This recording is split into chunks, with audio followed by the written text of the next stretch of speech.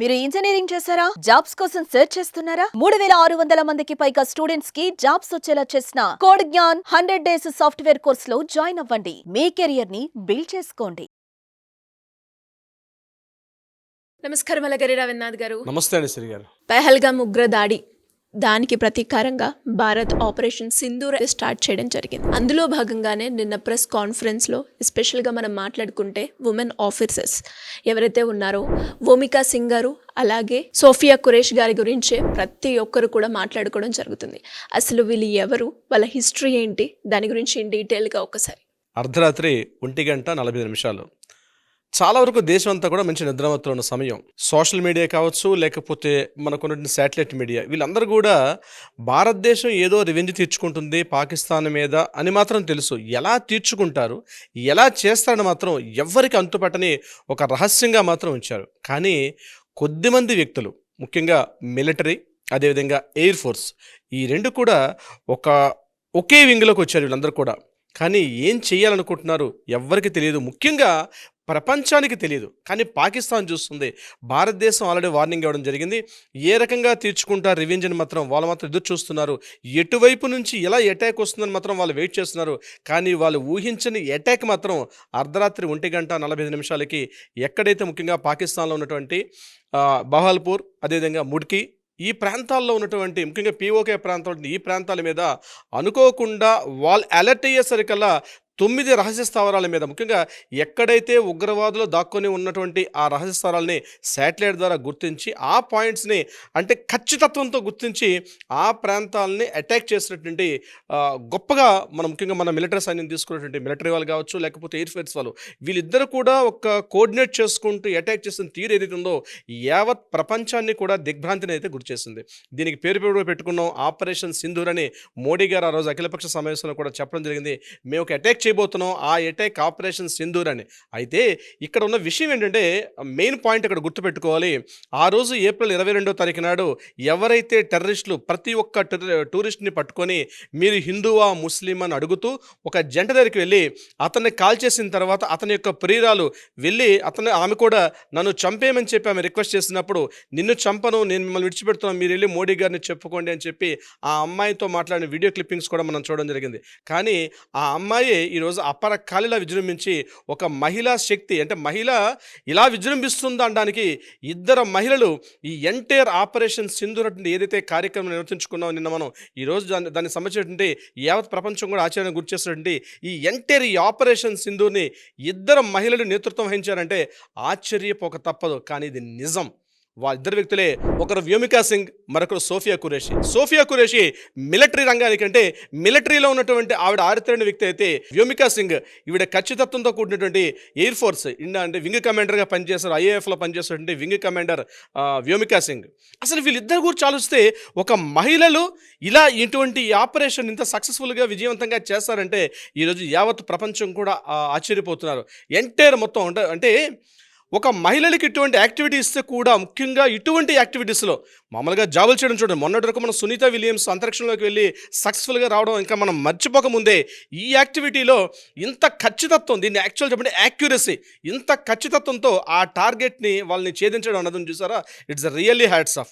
ఈ ఇద్దరు యాక్టివిటీ చేయడానికి కూడా శాటిలైట్ వ్యవస్థ కూడా పనిచేస్తారు. ముఖ్యంగా ఈ గ్రౌండ్ నెట్వర్క్ మొత్తం అంతా కూడా సోఫియా కురేషి గారు చూసుకుంటే అక్కడికి వెళ్ళి అంటే ఆపరేషన్స్ చేయడం అంతా కూడా వింగ్ కమాండర్గా ఉన్నటువంటి ఈవిడ పనిచేసినటువంటి వ్యోమికా సింగ్ గారి యాక్టివిటీ. అంటే ఎలా వెళ్ళాలి, ఎలా చేయాలి అంటే ఇక్కడ గుర్తుపెట్టుకోండి, అటాక్స్ ఎలా ఉంటాయంటే ఈ ముఖ్యంగా ఎస్పెషల్లీ ఈ ఆపరేషన్ సింధూర్ గురించి మనం మాట్లాడగలిగితే పాయింట్స్ ఎక్కడున్నాయో తెలుసు.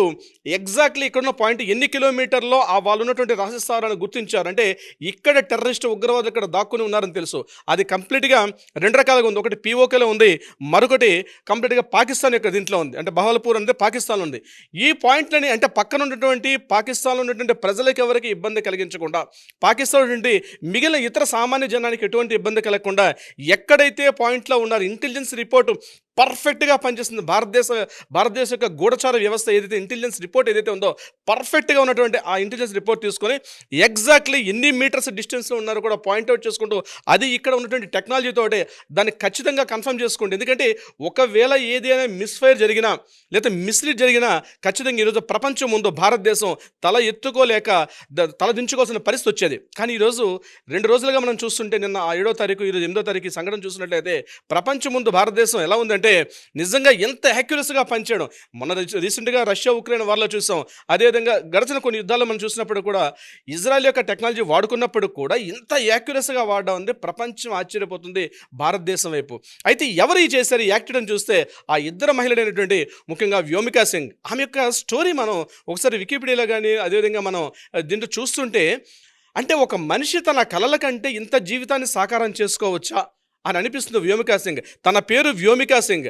అంటే చిన్నప్పుడు తన 6th క్లాస్ చదువుకున్నప్పుడు అనుకుంది వ్యోమం అంటే ఏంటంటే ఆకాశం అని తెలిసింది. ఆకాశంలో ఎగురుతున్నటువంటి ఆ యొక్క ఫ్లైట్స్ని చూసింది. నేను ఎందుకు అలా ఎగరకూడదు అని ఆలోచించారు ఆ అమ్మాయి. తరువాత చూస్తే కట్ చేస్తే ఆమె ఐఏఎఫ్లో జాయిన్ అవ్వాలి, ఎయిర్ ఫోర్స్లో జాయిన్ అవ్వాలంటే కేవలం అన్మ్యారీడ్ ఓన్లీ మేల్స్కి మాత్రం ఇందులో ఎలా చేస్తారు, ఫీమేల్స్కి ఎలా లేదనుకుంటే ఎలాగైనా ఆ రంగంలోకి వెళ్ళాలని మళ్ళీ సైన్యంలోకి చేరి SSB ఎగ్జామ్ రాసి ఆ ఎగ్జామ్ త్రూగా మళ్ళీ అందులో జాయిన్ అయ్యి అక్కడి నుంచి ఎయిర్ ఫోర్స్లోకి వెళ్ళి ఈరోజు వింగ్ కమాండర్గా ఉన్న స్థాయికి రావడం ఉంది. It's not an joke. అంటే ఇదంతా ఏదో మాటల్లో చెప్పుకోవడం 2 నిమిషాల్లో చెప్పుకోవడం, దీని వెనకాల దృఢ సంకల్పం ఉంటుంది, ఆ స్థిరచిత్తం ఉంటుంది, ఆ యాంబిషన్, ఆ గోల్ సెట్టింగ్ కూడా అంత అద్భుతంగా ఉన్నప్పుడే ఇటువంటి కార్యాలు చేయడానికి ముఖ్యంగా ఇటువంటి యాక్టివిటీస్ వీళ్ళ మీద పెట్టడానికి కూడా భారత ప్రభుత్వం కావచ్చు, రక్షణ వ్యవస్థలు కావచ్చు, వీళ్ళు మాత్రమే చేయగలుగుతారని చెప్పి వాళ్ళ మీద ఏర్పాటు చేసిన బృహత్తర కార్యక్రమం ఏదైతే ఉందో రియల్లీ హ్యాట్స్ ఆఫ్ అని చెప్పుకోవచ్చు. రెండవది మనం మాట్లాడుకోతే సోఫియా ఖురేషి. ఈ అమ్మాయి కూడా వదోదర అనుకుంటాను, గుజరాత్ వదోదరలో జన్మించిన ప్లేస్. అదేవిధంగా ఆమె అక్కడి నుంచి కూడా చిన్నప్పటి నుంచి వీళ్ళ పేరెంట్స్ కూడా మిలిటరీ రంగంలో చాలా వరకు ఉన్నారు. అక్కడి నుంచి ఆవిడ కూడా మరలా రావాలి. కానీ ఇక్కడ గుర్తుపెట్టుకోండి, ఎక్కడైతే హిందువా ముస్లిం అని ఎప్పుడైతే వాళ్ళు మాట్లాడడం జరిగిందో అటువంటి ఒక ముస్లిం మహిళ, గుర్తుపెట్టుకోవాలి ముస్లిం మహిళ, వీళ్ళ ఫాదర్ పేరు కూడా మహమ్మద్ ఖురేషి, అంటే ఆ ఫ్యామిలీ నుంచి వచ్చినట్టు ఒక మహిళ ఈరోజు భారతదేశానికి 145 కోట్ల మంది ప్రజలు కూడా ఈరోజు ఇంత హ్యాపీగా ఉండగలుగుతుంటే ఈరోజు ఆమె చేసిన కృషి ఏదైతే ఉందో నిన్న వాళ్ళ ప్రెస్ మీట్లో మాట్లాడుతుంటే ఆ ముగ్గురు కూడా సోఫియా ఖురేషి అదేవిధంగా వ్యోమికా సింగ్, విక్రమ్ మిశ్రీ ముగ్గురు మాట్లాడుతుంటే ఎలా చేసాం, ఆపరేషన్ ఎలా టేకప్ చేసామని మాట్లాడుతుంటే వాళ్ళ మాట్లాడుతున్న మాటల్లో ఆ దృఢ సంకల్పం చూస్తుంటే ఇలా ఉండాలి కదా మహిళలు అని అనిపించే స్థాయికి వాళ్ళు ఎదగడం జరిగింది శ్రీ గారు. సో ఒకటే అంటాను ఏంటి, ఏదైనా బట్టి కూడా ఆపరేషన్ సింధూర్ సక్సెస్ఫుల్గా అయింది. ఆ పేరు సింధూర్ ఎలా పెట్టారో తెలియగానే భారతదేశానికి కూడా భరతమాతకు పైన ఉన్నటువంటి ఆ నుదుట ఉన్నటువంటి తిలకం మాదిరిగా ఆపరేషన్ కార్యక్రమాన్ని ఒక ఇద్దరు స్త్రీమూర్తులు ఎంత అద్భుతంగా ఆ కార్యక్రమాన్ని చేయడం, అదేవిధంగా యావత్ ప్రపంచం దృష్టిలో ప్రపంచానికి ఈరోజు భారతదేశం తలెత్తుకొని ఎవరి వ్యక్తులు ఏంటి ఇంత సక్సెస్ఫుల్గా చేశారు, వీళ్ళకు ఉన్నటువంటి సంకల్పం ఏమిటి అంటే కనీసం ఒక్క ప్రాణం కూడా కామన్ మ్యాన్కి ఎవరు లేకుండా కేవలం ఏవైతే టెర్రరిస్ట్ మూకలు అనుకున్నాం వాళ్ళు మాత్రమే 100 మంది హతమయ్యారు.